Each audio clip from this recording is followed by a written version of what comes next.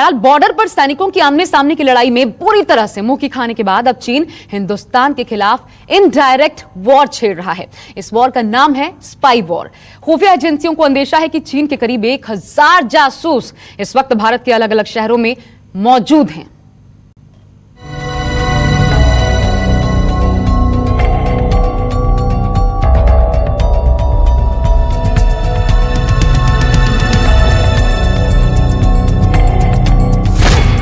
कहीं चार्ली तो कहीं मैडम एक्स, चीन के जासूसों का नेक्सस।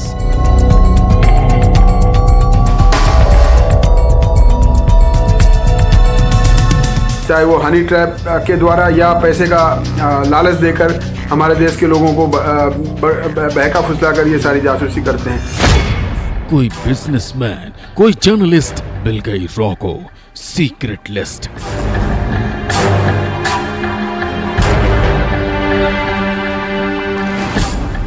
पहला मौका नहीं है जब चाइनीज अरेस्ट हुआ इंडिया दिल्ली से और एक पत्रकार की अरेस्ट हुई है।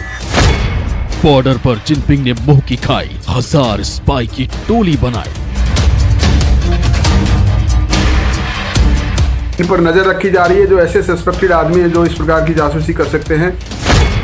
कदम कदम पर ड्रैगन के अय्यार, हिंदुस्तान रहो होशियार।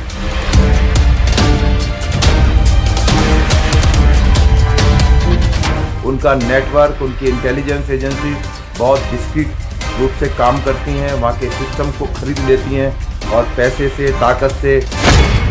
जिनपिंग के जग्गा जासूस हिंदुस्तान के सामने फंस।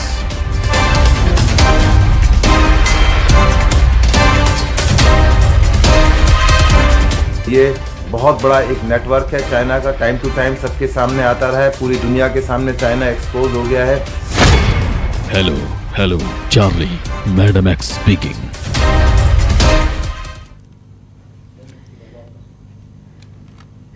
तो सीधा सीधा मंसूबों पर पानी फिर गया है चीन के। दरअसल चीन की जिनपिंग सरकार अपने डर्टी गेम के लिए दुनिया भर में बदनाम है। डर्टी गेम यानी दूसरे देश की अहम और सेंसिटिव जानकारियां हासिल करने के लिए किसी भी हद तक जाना। चीन के एक ऐसे डर्टी गेम का खुलासा तब हुआ जब कुछ दिन पहले हिंदुस्तान की खुफिया एजेंसियों के कान खड़े हो गए एक जासूस की गिरफ्तारी के बाद। देखिए कौन है चीन की वो मैडम एक्स जो हिंदुस्तान में तैयार कर रही थी चीन के जासूसों का नेक्सस।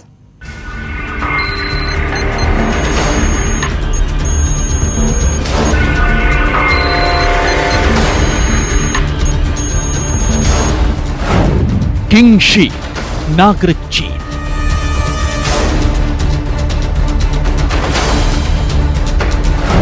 शेर सिंह उर्फ राज बोहरा, नागरिक नेपाल। राजीव शर्मा, नागरिक भारत।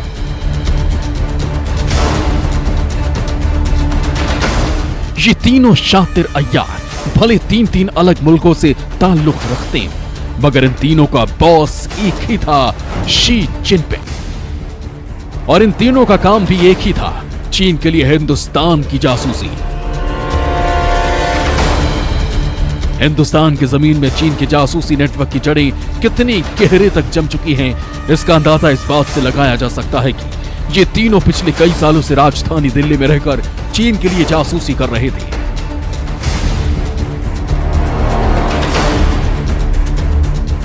भारत की खुफिया एजेंसियों को जैसे ही इस बात की भनक लगी, इन्हें आनन फानन में दबोच लिया गया।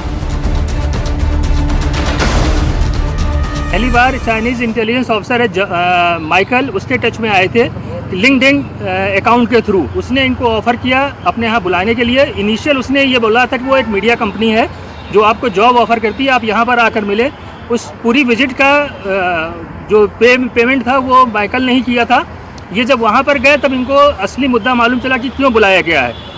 तो ये जो अमाउंट था उस पर ये थोड़ा सा जो भी कहें इनको लालच आया होगा, ये एग्री हो गए कि यहाँ की जो इन्फॉर्मेशन है वो उनको दी जानी है।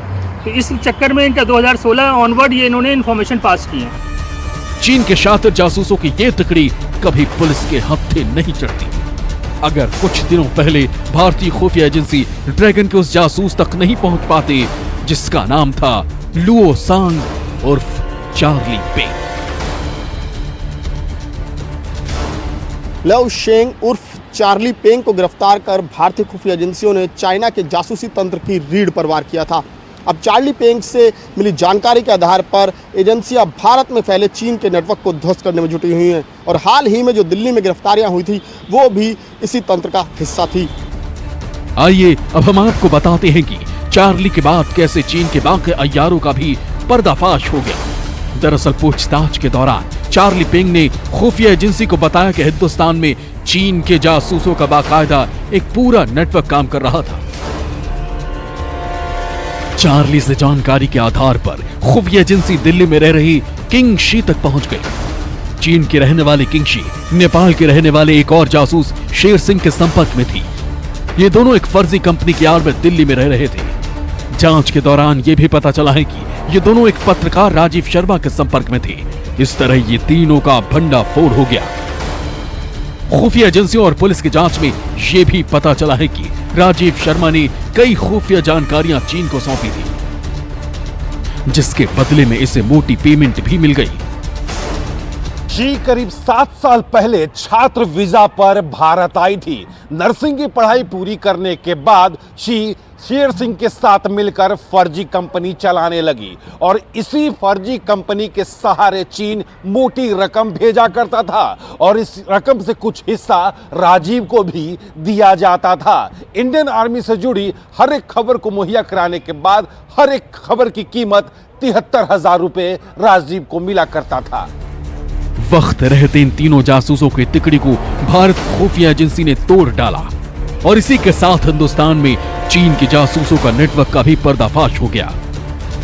आगे हम आपको बताएंगे कि हिंदुस्तान में जिनपिंग के 1, 2 या 3 नहीं बल्कि हैं पूरे के पूरे 1000 जासूस। विमल कौशिक, न्यूज़ 24।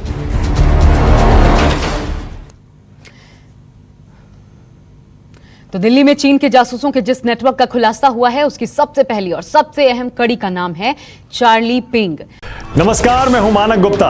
अगर आपको हमारा ये वीडियो पसंद आया हो तो इसे लाइक और शेयर जरूर करें और हां, हमें सब्सक्राइब और फॉलो करना ना भूलें ताकि आप देश और दुनिया की कोई खबर मिस ना करें।